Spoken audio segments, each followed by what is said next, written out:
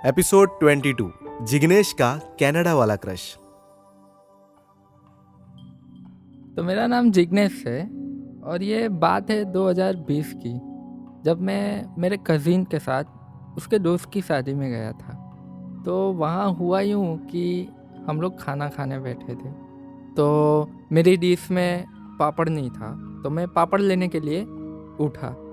जैसे ही मैं उठा और पीछे मुड़ा तो मेरी नज़र एक लड़की पे गई। क्या लड़की थी वो, मैं देखता ही रह गया उसे। उसकी जुल्फ़े, उसने जो हेयर स्टाइल की थी, उसने जो ड्रेस पहनी थी और जो मेकअप किया था ऑब्वियसली, तो मेरी नज़र उस पे ही टिक गई। मैं कुछ भी बहाने से उसे ही देख रहा था, मतलब 2-3 मिनट तक देखते ही रहा उसको। और कुछ देर बाद ना उसकी सहेली आई और उसको लेके चली गई और मैं घूम घूम के उसे ही देखते जा रहा था। तो ये बात मेरे कज़िन ने नोट की और मेरे को पीछे से सिर पे मारा, बोला क्या कर रहा है। मैं बोला भाई साहब क्या देख लिया मैंने, वो लड़की कौन है, मैं उसे पूछता रहा। फिर उसने मुझे बताया कि ये जो दूल्हा है ना उसकी बहन है। तो मैंने उससे पूछा अच्छा वाह सही है, उसकी आईडी मालूम है क्या, इंस्टाग्राम आईडी वगैरह कुछ मालूम है क्या। तो उसने बोला भाई मत कर इतनी मेहनत, कुछ फ़ायदा नहीं है, क्योंकि ये इधर इंडिया में नहीं रहती है, ये बाहर कनाडा में रहती है। और ये सुन के मैं खुश हो गया और मेरा कज़िन मेरे को पूछ रहा है भाई तू खुश क्यों हो रहा है, ये तो दुख की बात है तेरे लिए। फिर मैंने उसको बताया कि भाई मेरा भी सीन हो गया है कनाडा जाने का, मैं भी जा रहा हूँ कनाडा 1-2 साल में। तो मैंने मेरे कज़िन से उसकी इंस्टाग्राम आईडी मांगी, उसने दे दी मेरे को और मैंने उसको फॉलो भी कर दिया, लेकिन उसने मेरी रिक्वेस्ट एक्सेप्ट नहीं की। मैं बोला चलो करेगी।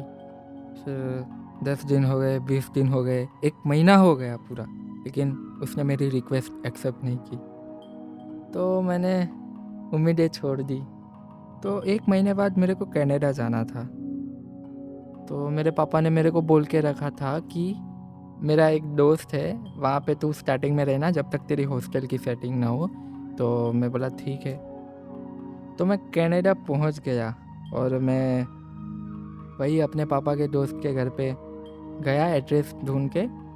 तो फिर मैंने बेल बजाई और दरवाज़ा खोला, एक लड़की ने, और वो लड़की वही थी जिसको मैंने शादी में देखा था। और मैं इतना खुश हुआ, आपको दिख ही रहा होगा अभी। तो वो मेरे पापा के दोस्त की लड़की थी।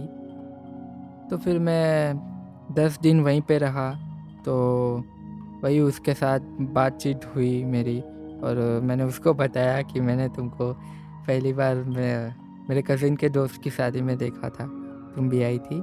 फिर उसने बताया कि हाँ मैंने भी नोटिस किया था, तुमको देखा था।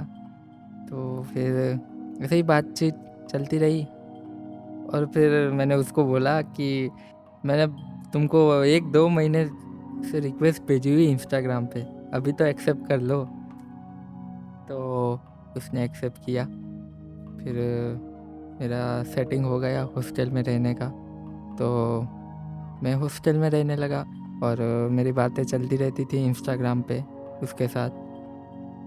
तो कुछ साल बाद मेरी पढ़ाई ख़त्म हो गई और मेरे को इंडिया वापस जाना था। तो उसकी फैमिली भी आई थी मेरे को छोड़ने के लिए। तो और मैंने सोच के रखा था कि बहुत टाइम हो गया, मेरे दिल की बात अभी मुझे बता देनी चाहिए उसको। तो फिर मैंने सोच लिया, मैंने ठान लिया अभी तो, कि अभी मैं जा रहा हूँ उसको छोड़ के, तो अभी तो बताना ही पड़ेगा मुझे, नहीं तो बहुत अफसोस रहेगा मेरे दिल को। तो हुआ यूँ, जाने का टाइम हो गया था और मैं बहुत नर्वस फील कर रहा था, कैसे बोलूँ, बोल पाऊँगा कि नहीं। और फाइनली मैंने हिम्मत कर ली और मैं हिम्मत करके बोलने ही वाला था उसको, और उसके फ़ोन पे कॉल आ गया किसी का और वो उससे बातें करने लगी और बहुत जल्दी में थी वो, और मेरी भी फ़्लाइट का टाइम हो गया था और मैं थोड़ा नर्वस भी था। तो अफसोस मैं नहीं बोल पाया उसे, और फिर मैं फ़्लाइट पकड़ कर इंडिया आ गया। फिर मैंने बहुत ट्राई किया कि मैसेज पे बोलूँ उसको, लेकिन हिम्मत ही नहीं हुई मेरी। फिर मैंने सोचा चलो अभी इसको दोस्ती तक ही रहने देते, और मुझे थोड़ा डर लगने लगा था उसे खोने का। शायद मैं उसे प्रपोज़ करूं और वो मना कर दे और थोड़ी बात बिगड़ जाएगी, जो दोस्ती है वो भी बिगड़ सकती है। तो फिर मैंने अभी तक उसे दोस्ती तक ही सीमित रखा है। तो यही मेरी क्लास स्टोरी थी। तो दोस्तों, कैसा लगा आज का एपिसोड? तो क्या ये एपिसोड सुनकर आपको आपके क्रश की याद आई? अगर आपको भी आपके पहले क्रश की पहली लव स्टोरी शेयर करनी है तो भेजिए हमें podcast@audiopitara.com पर।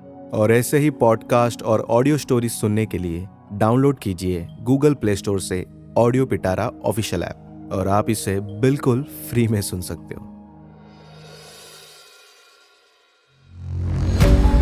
ऑडियो पिटारा सुनना जरूरी है।